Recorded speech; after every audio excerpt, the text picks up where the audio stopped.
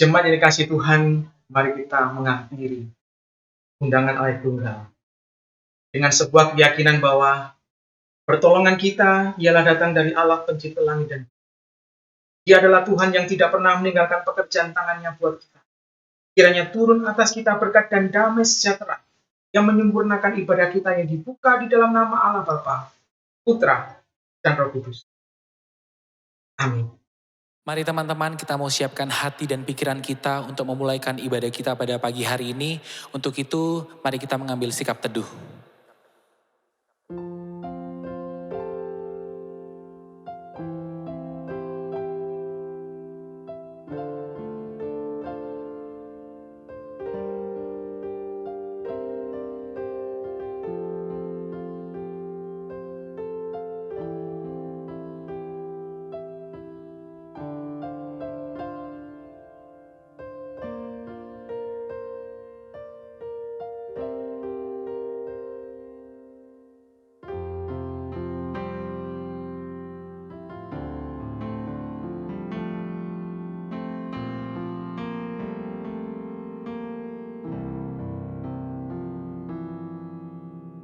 Kau yang terindah di dalam hidup ini, tiada Allah Tuhan yang seperti Engkau, besar perkasa, penuh kemuliaan. Kau yang termanis di dalam hidup ini, ku cinta Kau lebih dari segalanya. Besar kasih setiamu kepadaku, ku sembah Kau ya Allahku. Ku tinggikan nama-Mu selalu, tiada lutut tak berteluh. Menyembah Yesus Tuhan Rajaku, ku sembah Kau ya Allahku. Ku tinggikan nama-Mu selalu, semua lidah akan mengaku Engkaulah Yesus Tuhan Rajaku.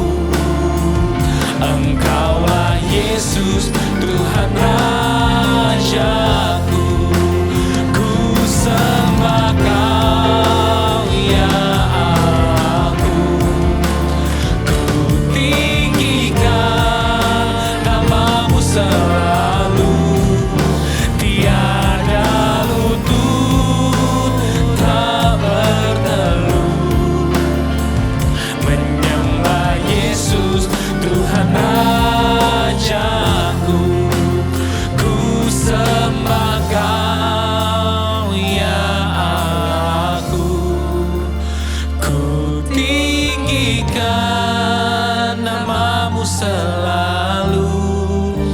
Semua lidah kan mengaku Engkaulah Yesus Tuhan Rajaku.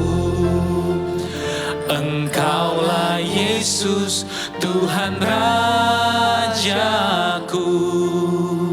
Engkaulah Yesus Tuhan Rajaku.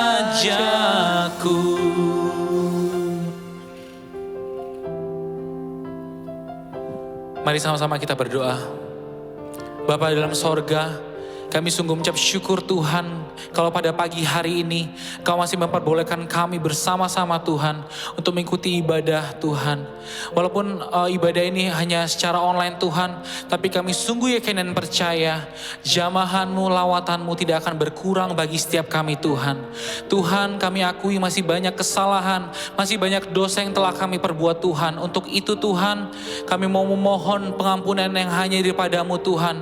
Satu hal yang kami percaya Tuhan, pengampunan yang sempurna yang hanya daripada-Mu akan menjadi bagian dalam setiap kehidupan kami Tuhan. Tuhan, berkati ibadah kami Tuhan pada pagi hari ini dari awal, pertengahan hingga pada akhirnya nanti Tuhan. Yang melayani Engkau Tuhan dari WL Singer, pemain musik, bahkan sampai multimedia Tuhan, semuanya Engkau berkati Tuhan. Kau berikan kekuatan setiap kami Tuhan, Kau berkati setiap kami. Kami sudah berdoa dan menyerahkan segala doa kami ke dalam tangan-Mu, hanya di dalam nama-Mu Tuhan. Amin. Shalom, puji Tuhan. Saya percaya bahwa jemaat Tuhan pasti rindu untuk mengucap syukur, amin. Untuk itu saya mengajak menaikkan pujian, ku naikkan syukurku.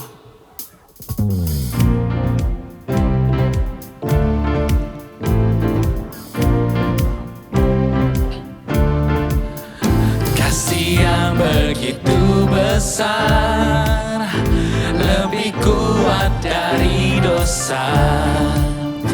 Kasih yang menemukanku, selamatkan dan pulihkanku.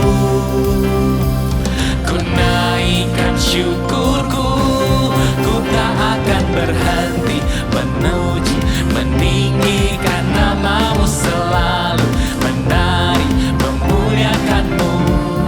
Dibebaskan, dibangkitkan, hidup yang Kau beri dan kini hanya untuk-Mu.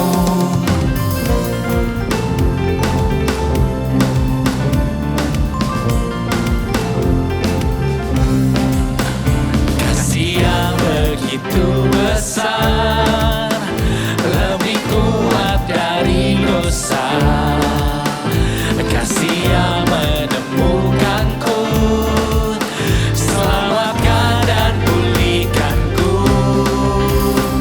Ku naikkan syukurku, ku tak akan berhenti memuji, meninggikan nama-Mu selalu, menari, memuliakan-Mu. Dibebaskan, dibangkitkan, hidup yang Kau beri dan kini hanya untuk-Mu.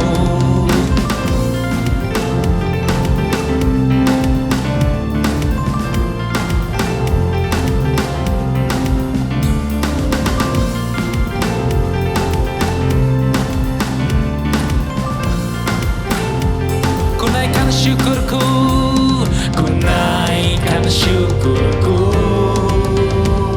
ku naikkan syukurku. Ku tak akan berhenti memuji, meninggikan nama-Mu selalu, menari, memuliakan-Mu. Dibebaskan, dibangkitkan, hidup yang Kau beri dan kini hanya untuk-Mu. Takkan berhenti memuji, meninggikan nama-Mu selalu, menari, memuliakan-Mu. Dibebaskan, dibangkitkan, hidup yang Kau beri dan kini hanya untuk-Mu. Hidup yang Kau beri dan kini hanya untuk-Mu.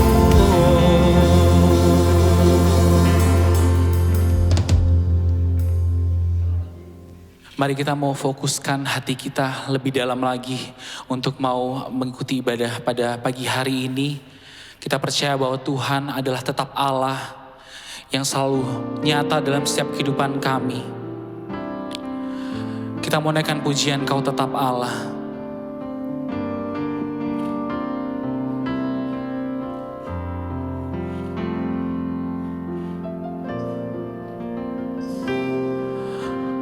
Betapa dahsyat Engkau Tuhan, Pencipta segala yang ada, dulu, sekarang, sampai selamanya. Hanya Engkau Tuhan, tak terselami, tak terselami pikiranku, tak terukur panjang setiamu, dulu, sekarang, sampai selamanya. Hanya Engkau Tuhan, ku sembah Engkau Yesus. Hanya Engkau Allah di hidupku, tiada yang lain, hanya Kau, hanya Engkau Tuhan. Selamanya Kau tetap Allah, walau dunia semua bergoncang, tak tergoyahkan, Kau tetap Allah. Sekali lagi kita mau katakan, tak terselami, tak terselami pikiranmu, tak terukur panjang setiamu, dulu, sekarang, sampai selamanya. Hanya Engkau Tuhan, ku sembah Engkau Yesus. Hanya Engkau Allah di hidupku, tiada yang lain, hanya Kau, hanya Engkau Tuhan. Selamanya Kau tetap Allah, walau dunia semua bergoncang, tak tergoyahkan, Kau tetap. Sekali lagi kita mau katakan, ku sembah Engkau Yesus. Hanya Engkau Allah di hidupku, tiada yang lain, hanya Kau, hanya Engkau Tuhan. Selamanya Kau tetap Allah, walau dunia semua bergoncang, tak tergoyahkan, Kau tetap Allah.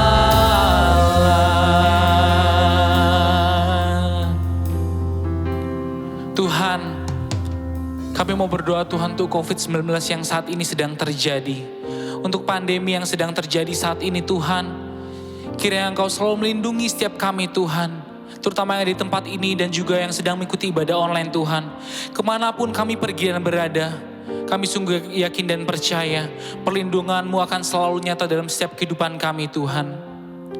Kami juga mau berdoa Tuhan untuk bangsa dan negara kami Tuhan. Negara Indonesia ini Tuhan, kiranya Engkau selalu memberkati negara ini Tuhan. Agar bisa menjadi negara yang maju seperti negara-negara yang lainnya Tuhan. Setiap kejahatan, setiap keburukan yang ada Tuhan, kami sungguh yakin dan percaya Engkau akan menjauhkan dari negara ini Tuhan. Kami juga mau berdoa untuk gereja-gereja yang ada Tuhan, khususnya terutama untuk GKA Gloria Nirwana Eksekutif ini. Kiranya Engkau memberkati, datangkan jiwa-jiwa yang baru Tuhan, agar kami bisa bersama-sama memuji dan memuliakan nama-Mu Tuhan. Terima kasih Bapa. Kami juga mau berdoa untuk setiap kami Tuhan, yang saat ini sedang mengikuti ibadah online ini Tuhan.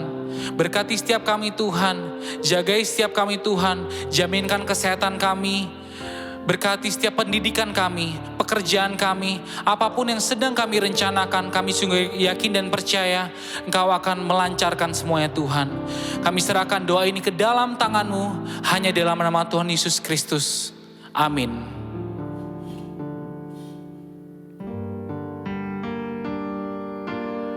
Satu-satunya yang ku andalkan.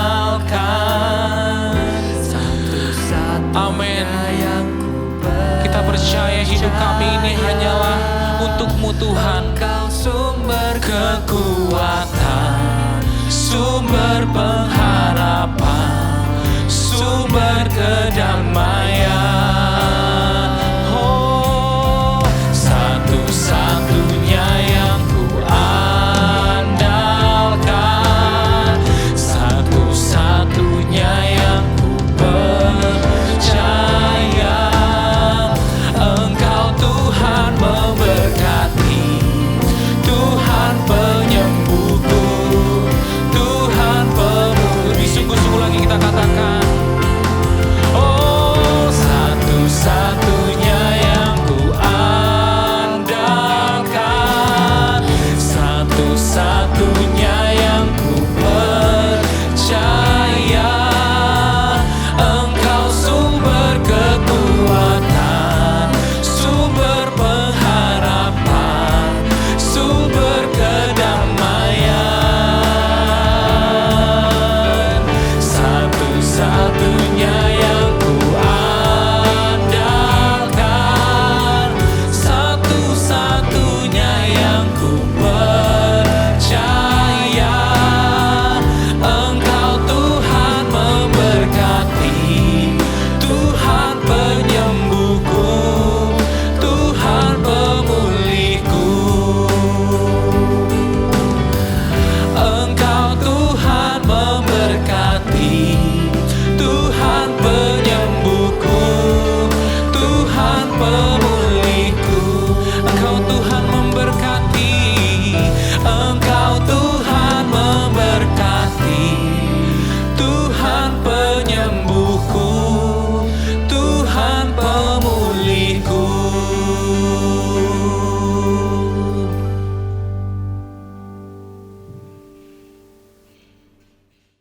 Shalom saudara-saudara yang dikasihi Tuhan dimanapun Anda berada. Marilah kita mengucap syukur karena pertolongan Tuhan. Kita memiliki kesempatan untuk tetap bisa beribadah, memuliakan nama Tuhan, dan terlebih lagi kita bisa belajar kebenaran Tuhan.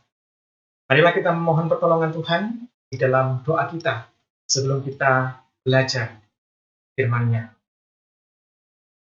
Bapa di dalam surga, terima kasih untuk kesempatan yang Tuhan berikan bagi kami untuk boleh belajar tentang kebenaran firman, supaya Engkau menolong kami untuk menjadi pelaku-pelaku firman.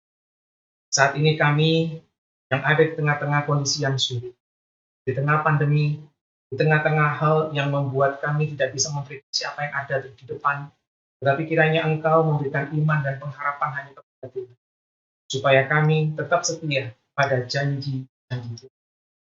Terima kasih Bapa di surga, di dalam nama Yesus kami dan berdoa. Amin. Saudara yang terkasih di dalam Tuhan, hari ini kita akan belajar satu topik yang cukup menarik. Kita akan belajar dari 1 Samuel pasal yang ke-28, ayat 7 sampai dengan ayat yang ke-20. Perikop ini adalah perikop yang bercerita tentang Saul di Endor, di mana dia memanggil arwah Samuel. Saudara-saudara, Pada waktu kita sekarang ini mengalami kondisi yang sulit, pada waktu kita tidak tahu apa yang terjadi di depan, kita tidak memprediksi apa saja yang akan terjadi, maka ada berbagai macam godaan-godaan membuat kita mengetahui apa saja yang bisa terjadi di masa depan. Salah satunya adalah kita masuk di dalam praktik nekromansi, di mana kita sengaja memanggil arwah melalui orang-orang pintar. Melalui arwah itu kemudian kita menanyakan berbagai macam hal. Mungkin kapan kita menikah, siapa jodoh kita, apa yang terjadi pada hidup dan nasib kita. Ada banyak hal yang mungkin bisa kita ketahui melalui roh yang kita panggil tersebut. Tetapi apakah ini sesuai dengan gambaran firman Tuhan? Sesuai dengan pernyataan dalam 2 Tesalonika 2 ayat 9 sampai dengan ayat yang ke-12. Izinkan saya membaca bagi saudara-saudara sekalian.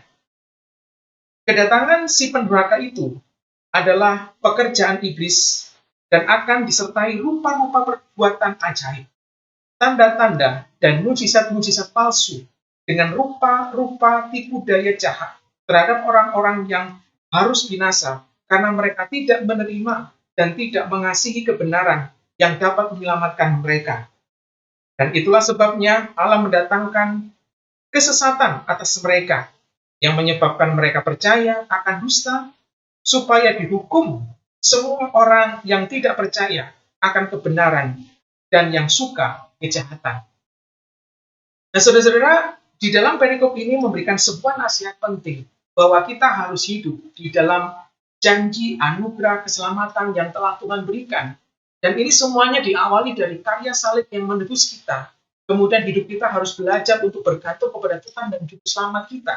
Karena Dia adalah Allah yang menciptakan, Allah yang menyelamatkan, dan Allah yang memelihara. Sehingga tidak ada gunanya, bahkan sebuah kesia-siaan. Bahkan jauh lebih jahat daripada itu. Itu semuanya telah mendukakan hati Tuhan ketika kita masuk di dalam penyerahan diri kepada hal-hal yang bersifat kegelapan. Oleh karena itu, di dalam pembelajaran kita hari ini, kita bisa belajar bagaimana Alkitab memandang praktik nekromansi. Saudara, kita bisa mengetahui bahwa pemanggilan arwah ini seringkali kita kenal dengan nekromansi. Dan nekromansi ini berasal dari istilah dari bahasa Yunani, dari kata nekros yang artinya orang mati, dan mateia yang berarti tindakan mengetahui masa depan secara ajaib. Jadi kalau kita berbicara tentang nekromansi, adalah pemanggilan roh-roh orang mati dengan tujuan untuk menanyakan masa depan secara ajaib. Dan ini bisa saja berkaitan dengan bagaimana cara kita untuk merubah nasib kita supaya kita tidak menderita pada waktu yang akan datang. Dan ini semuanya dari pertolongan orang-orang yang sudah mati, yang arwahnya kita panggil. Tentu saja ini bisa saja melalui orang-orang yang kita katakan sebagai orang-orang pintar atau orang-orang yang punya karunia tertentu. Pada waktu kita melihat nekromansi ini, saudara-saudara, maka jangan kaget. Ini adalah sebuah praktik yang sudah dilakukan jauh pada dunia kuno, di mana bangsa Mesir, Babel, Yunani, dan Romawi bahkan seringkali memanfaatkan pemanggilan roh-roh jahat melalui orang-orang yang pada waktu itu dianggap sebagai pemanggil arwah untuk mengambil sebuah keputusan-keputusan penting. Jadi ini berbicara tentang kehidupan yang sudah umum terikat dengan praktik nekromansi.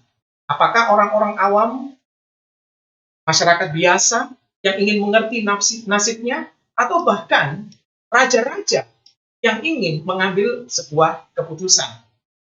Tetapi kalau kita mau bandingkan, saudara-saudara, bahwa praktik nekromansi ini sangat ditentang di dalam kehidupan bangsa Israel. Bangsa Israel dilarang mempraktikkan atau menggunakan jasa para pemanggil arwah, karena Tuhan adalah Allah mereka. Ini berbicara tentang kebergantungan hanya boleh kepada Allah.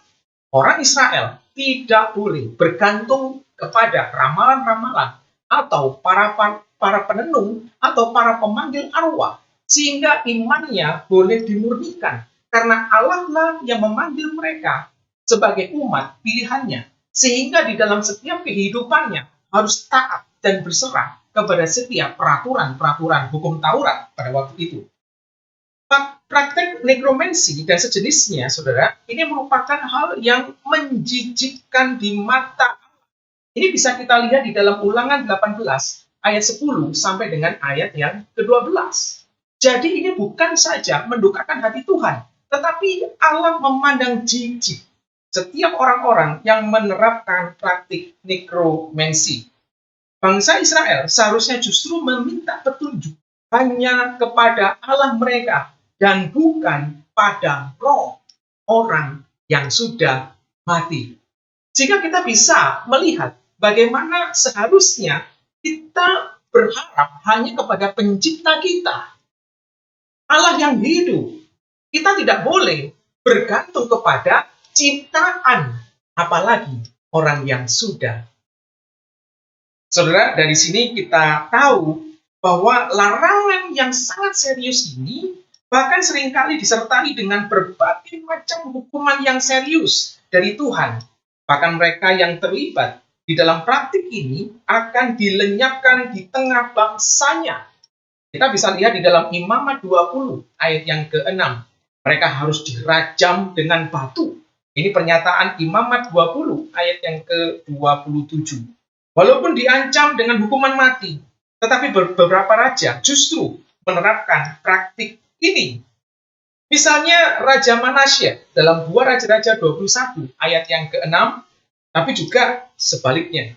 Ada raja-raja yang masih memiliki hati yang mengasihi Tuhan, yaitu raja-raja yang mengadakan reformasi rohani dan menghapuskan praktik-praktik perdukunan dan nekromansi dari Israel. Salah satunya adalah Raja Yosia, 2 Raja-Raja 23 ayat 24.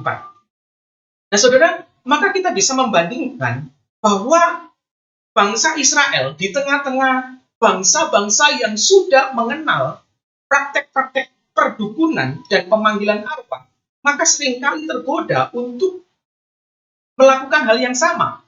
Dan Allah ingin supaya bangsa Israel memiliki kehidupan yang berbeda dengan dunia kuno pada waktu itu yang terlibat di dalam praktik-praktik perdukunan dan pemanggilan arwah, sehingga iman mereka hanya berpusat kepada Allah Juru Selamatnya. Saudara, kalau kita lebih lanjut melangkah, maka kita bisa melihat dari perikop yang akan kita bahas di sini, kita berbicara tentang bagaimana Saul meminta seseorang pemanggil arwah untuk memanggil arwah Samuel. Maka di dalam perikop itu tentu saja tidak mudah kita tafsirkan. Justru ada perbedaan pendapat di sini. Apakah yang muncul dari perikop itu adalah roh jahat, artinya setan yang sedang menipu Saul, ataukah yang muncul pada saat itu justru arwah Samuel sendiri? Nah, teman-teman bisa banyak belajar dan menggali, dan ada berbagai macam alasan yang mendukung pendapat itu. Tetapi izinkanlah saya saat ini memberikan satu pemahaman dari sudut pandang satu pendapat, bahwa yang muncul, yang berhasil dipanggil oleh pemanggil arwah, itu adalah arwah Samuel. Samuel sendiri, meskipun dia sudah mati, tetapi dalam perikop itu ada beberapa alasan di mana kita tahu bahwa yang ada di situ adalah Samuel sendiri. Nah, saudara, ada beberapa alasan. Saya setidaknya memberikan 6 alasan pendapat yang mengatakan pemunculan arwah itu adalah Samuel sendiri. Alasan yang pertama, pemunculan roh Samuel tidak disebabkan oleh aktivitas pemanggilan arwah.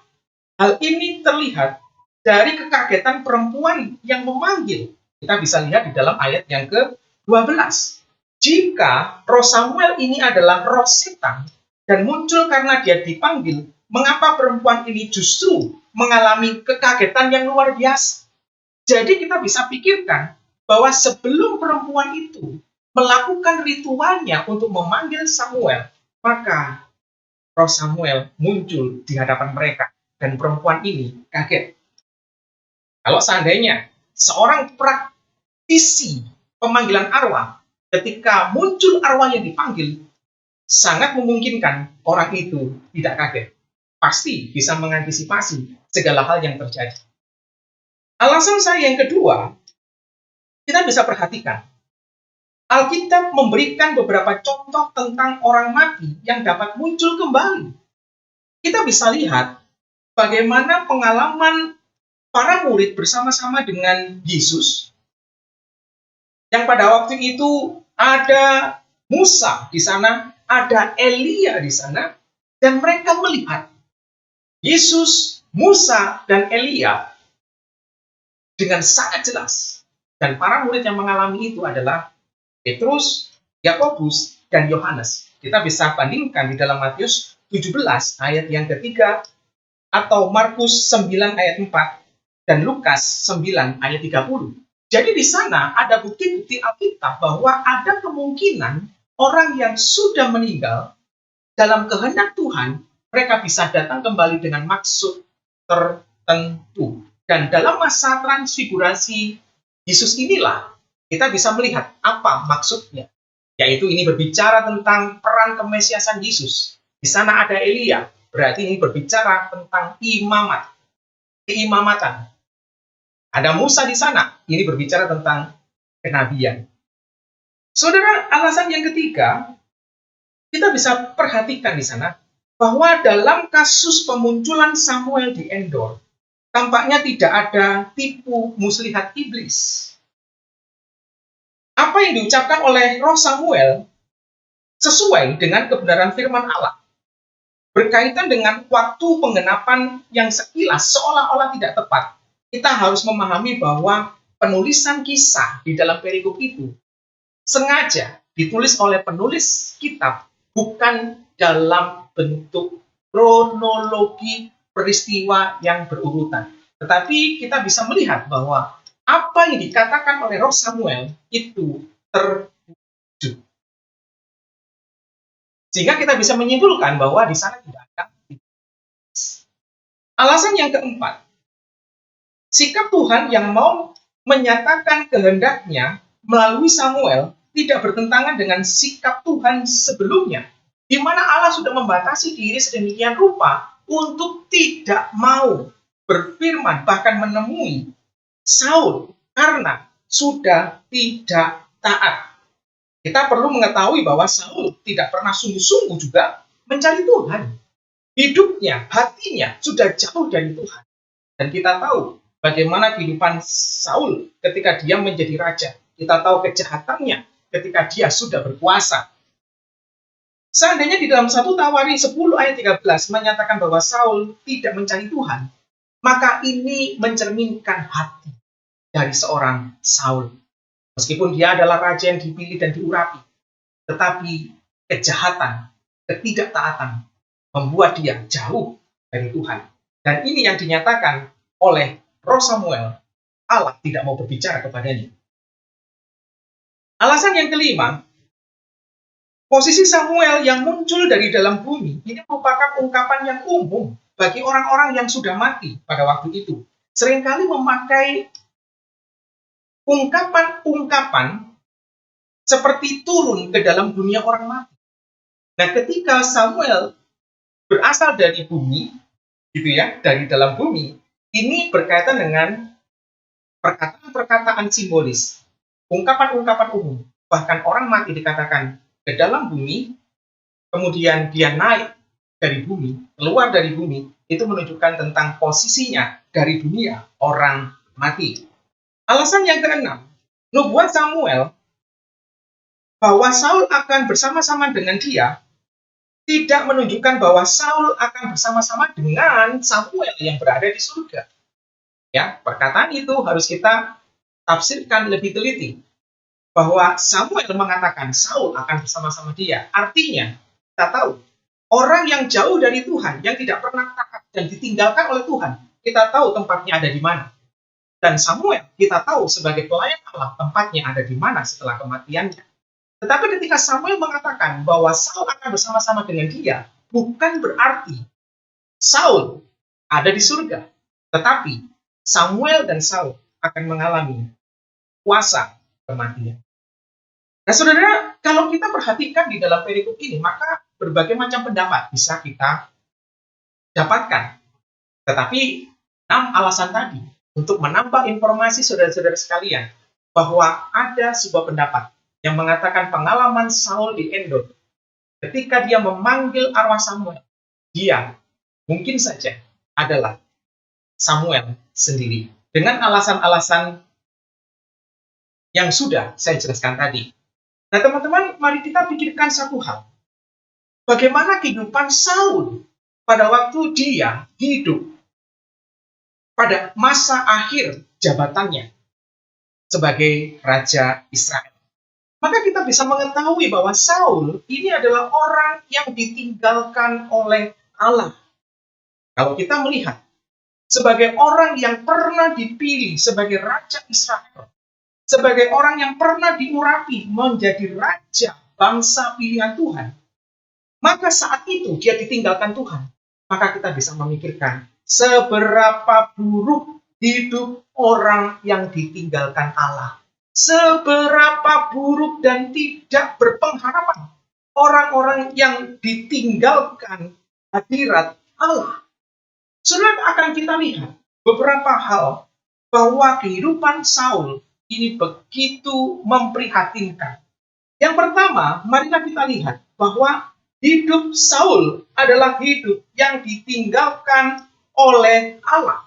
1 Samuel 28 ayat yang ke-6 mengatakan, dan Saul bertanya kepada Tuhan, tetapi Tuhan tidak menjawab dia, baik dengan mimpi, baik dengan urim, baik dengan perantaraan para nabi. Ayat yang ke-16 sampai dengan 18 berkata demikian. Lalu berbicaralah Samuel, mengapa engkau bertanya kepadaku? Padahal Tuhan telah undur daripadamu dan telah menjadi musuhmu.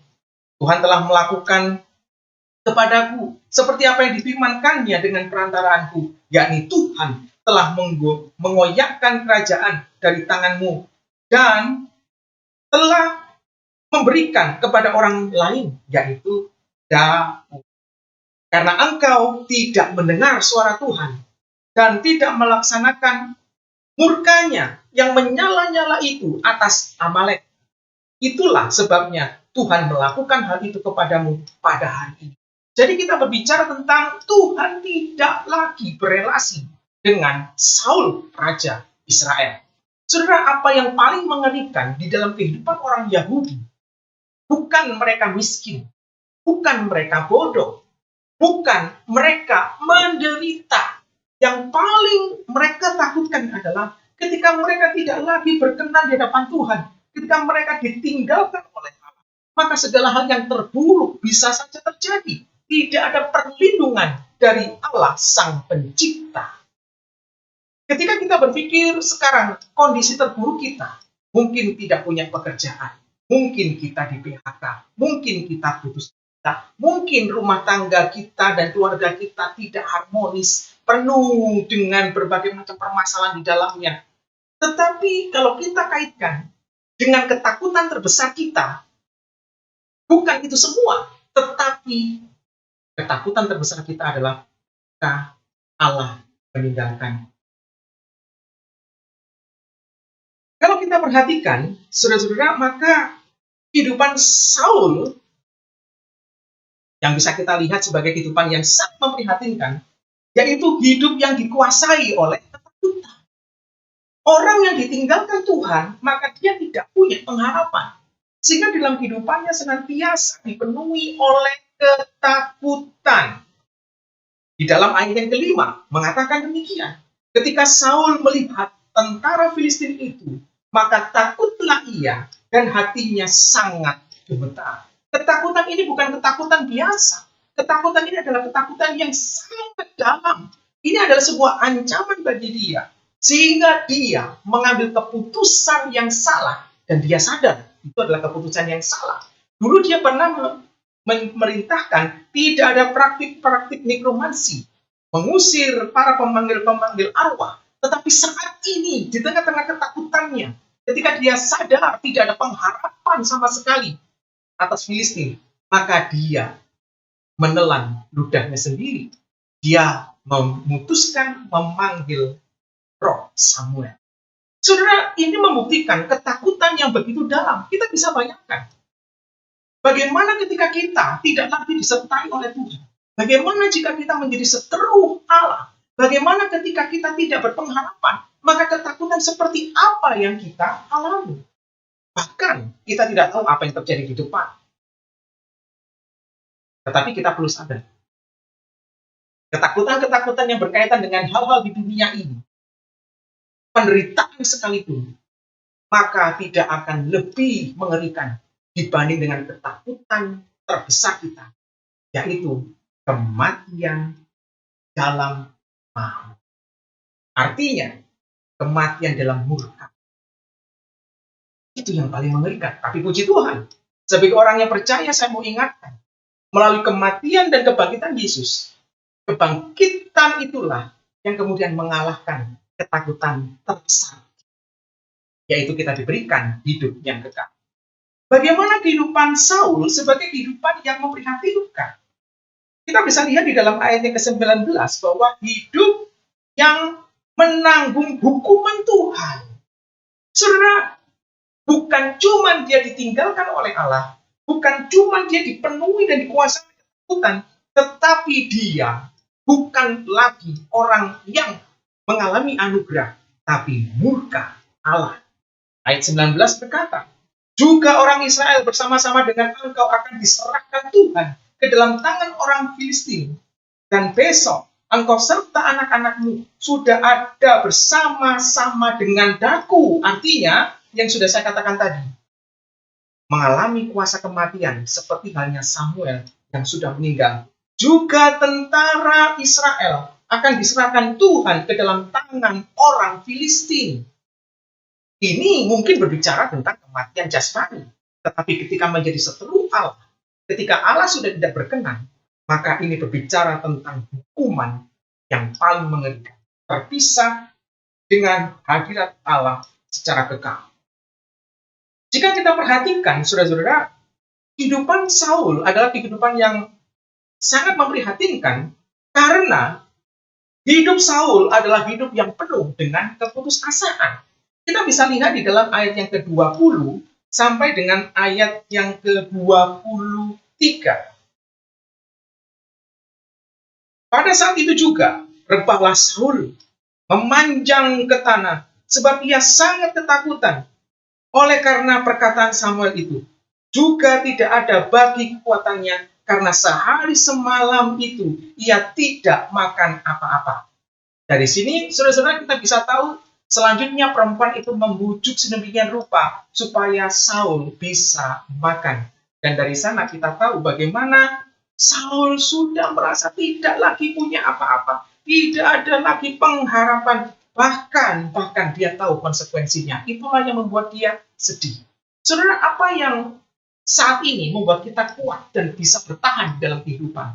Salah satunya adalah ketika kita memiliki pengharapan. Tetapi ketika pengharapan itu diambil oleh Allah sendiri, bahkan kita sekuat apapun saat ini, kita pasti akan sia-sia. Karena pengharapan sama sekali tidak ada. Kecewaan, kesedihan, ketakutan, dan berbagai macam perasaan yang membebani kita. Tetapi marilah kita belajar dari kehidupan Saul yang begitu memprihatinkan. Bahkan dia tidak lagi mendapatkan perkenanan dari Tuhan. Sekarang kita akan lihat bagaimana pelajaran rohani yang bisa kita petik dari perikop yang kita baca tadi.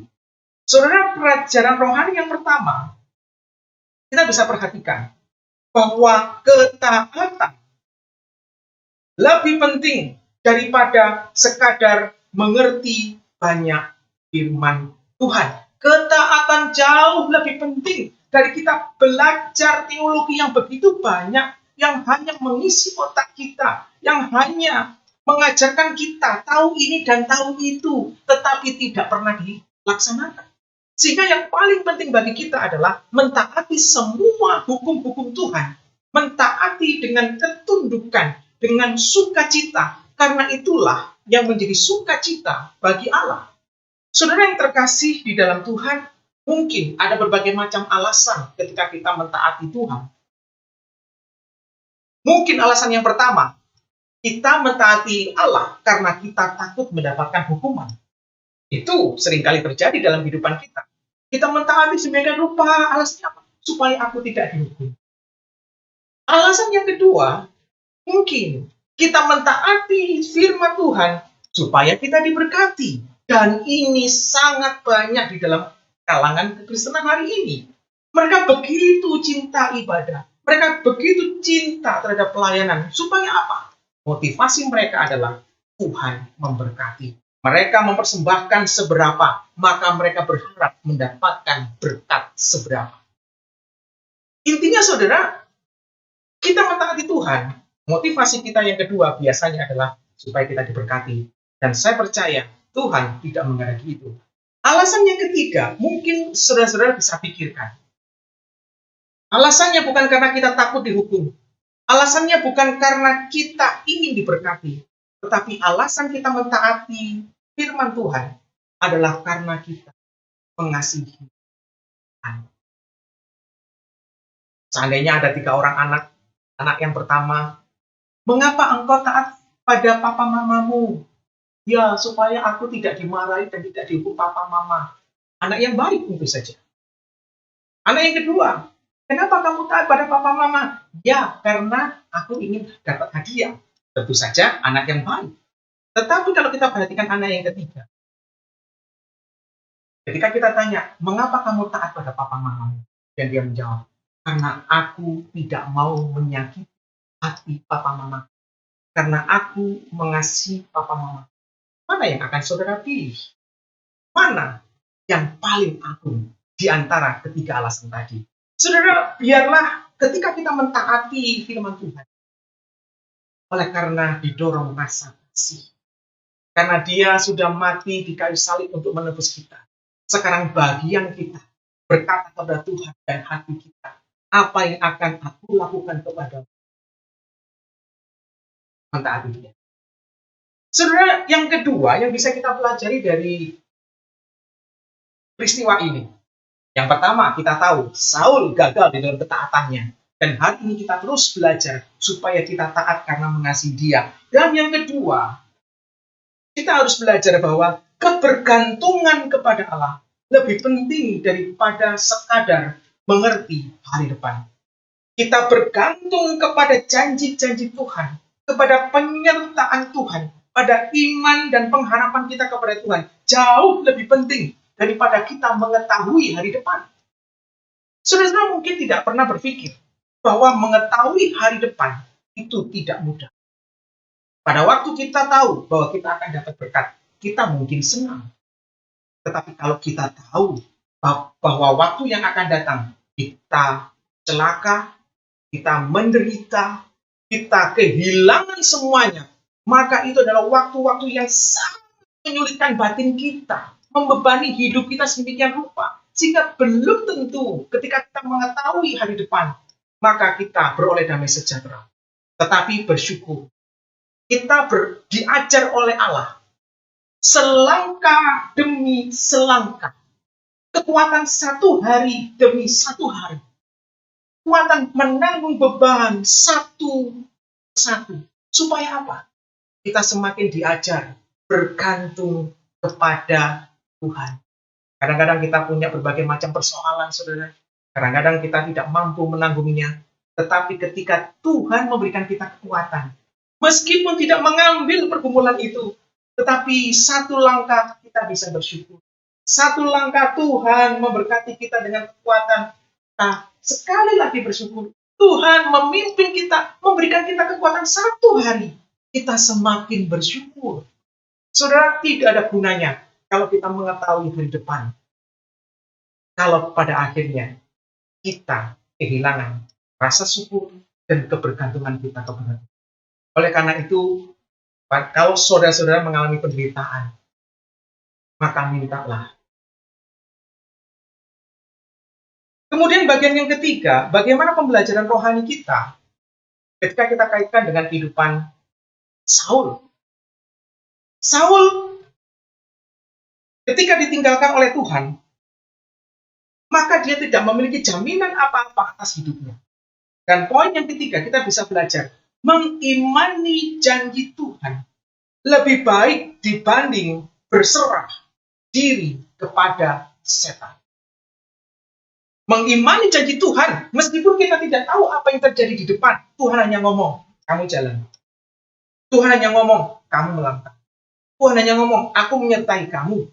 Tuhan hanya ngomong, lakukan saja. Tapi kita tidak memiliki pengetahuan apa-apa lagi. Kita hanya disuruh jalan dan melakukan. Saudara, itu jauh lebih baik ketika kita mentaati, bergantung kepada Allah, daripada kita menyerahkan diri kita kepada iblis. Kita tahu kenapa ini sangat disayangkan ketika kita menyerahkan diri dan hidup kita kepada iblis. Karena iblis adalah ciptaan. Iblis meskipun dengan berbagai macam hal yang menarik, bahkan berbagai macam janji-janji dan mujizat, tetapi dia ada di dalam kontrol dan kuasa Allah. Dia tidak maha kuasa karena dia adalah ciptaan. Dan yang kedua, kalau kita bergantung pada iblis yang ada dalam kontrol Allah, suatu saat Allah akan mengalahkan. Kita bisa belajar bahwa ketika kita bergantung diri pada iblis, tidak ada yang gratis. Ketika iblis memberikan sesuatu, maka dia ingin meminta dan mengambil sesuatu dari kita. Bukankah ketika Yesus dicobai di gunung, iblis menunjukkan apa saja di depan Yesus. Iblis mampu memberikan, tetapi dia minta sesuatu. Apa itu? Supaya Yesus menyembah dia. Sama halnya dengan kita. Tidak ada sesuatu yang gratis ketika kita menyerahkan diri kita dan berharap kepada dia. Bisa saja dia mengambil iman kita. Bisa saja dia mengambil kehidupan kita. Bisa saja dia mengambil orang-orang yang kita kasihi. Bisa saja dia mengambil masa-masa indah kita. Artinya waktu kita untuk bisa kita berikan kepada Tuhan, tapi kita serahkan kepadanya dan sia-sia. Saudara terkasih di dalam Tuhan, perikop ini sungguh mengajarkan kepada kita bahwa memang ada berbagai macam godaan untuk mengetahui hari depan. Tetapi percayalah, satu hal yang Allah inginkan dalam kehidupan hari lepas hari, marilah kita taat kepadanya. Dan marilah kita belajar bergantung kepada Allah Sang Pencipta, Allah Sang Penebus, Allah Sang Pemelihara.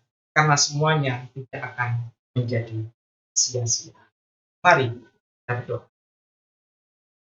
Bapa di dalam surga, terima kasih untuk kesempatan kali ini. Kami boleh belajar tentang kebenaran firman Tuhan. Meskipun di tengah-tengah berbagai macam kesulitan, ada nasihat-nasihat dunia, bahkan nasihat-nasihat dari iblis, supaya kami terikat pada hal-hal yang tidak berkenan di hadapan Tuhan, pada ramalan-ramalan, pada pemanggilan arwah, atau segala sesuatu yang terkait dengan hal-hal yang ajaib. Tetapi kiranya Engkau mengingatkan kami, supaya kami lebih berharap kepada perlindungan Tuhan. Karena Tuhanlah pencipta kami, penebus kami, pemelihara hidup. Meskipun kami tidak tahu apa yang akan terjadi di depan, tapi kiranya Engkau melimpahkan iman kami kepada Tuhan. Karena iman akan membawa kepada sebuah pengharapan. Dan pengharapan itu akan membawa kepada satu kekuatan menanggung salib sebagai anak-anak-Mu hari lepas. Terima kasih ya Tuhan. Hamba-Mu ini meminta berkat bagi setiap anak-anak-Mu yang sekarang ini mengalami berbagai macam permasalahan.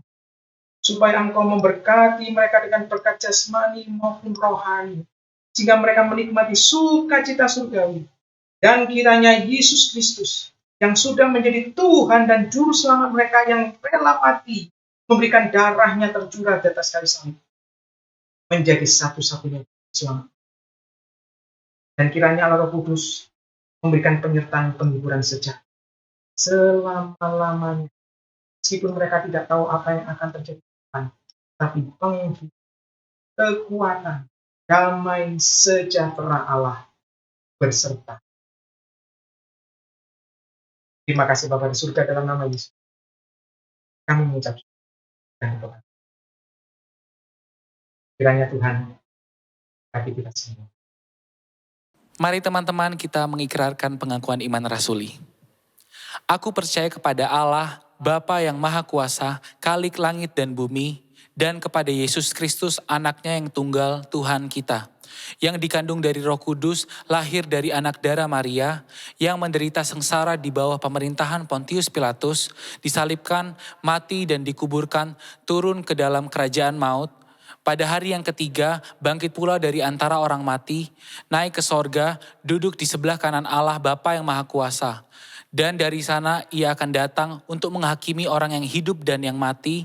Aku percaya kepada Roh Kudus, gereja yang kudus dan persekutuan orang kudus, pengampunan dosa, kebangkitan tubuh, dan hidup yang kekal. Amin.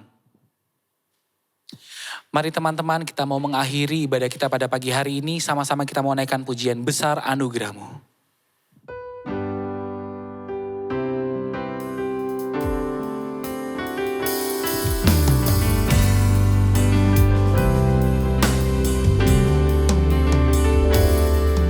Ku ada sebagaimana ku ada, berdiri menghadap tatamu Bapa, semua karena anugerah-Mu yang telah selamatkanku.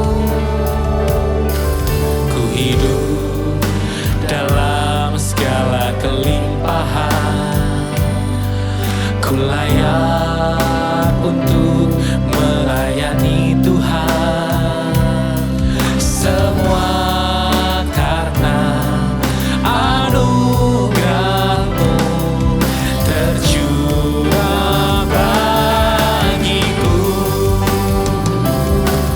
Besar anugerah-Mu, melimpah kasih-Mu,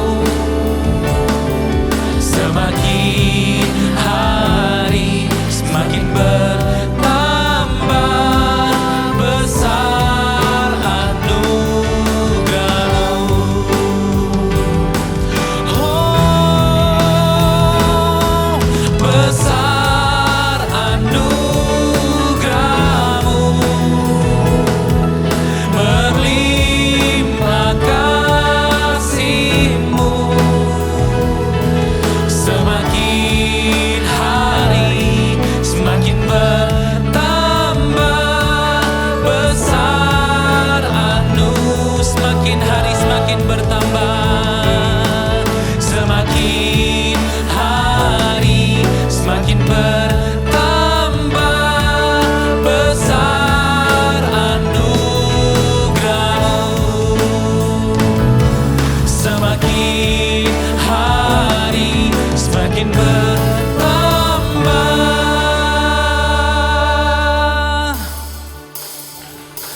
Besar anugerah-Mu,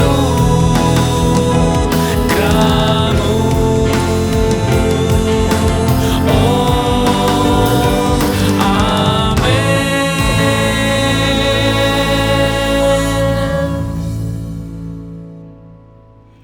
Saudara-saudara yang terkasih, marilah kita mengakhiri penyembahan kita kepada Tuhan.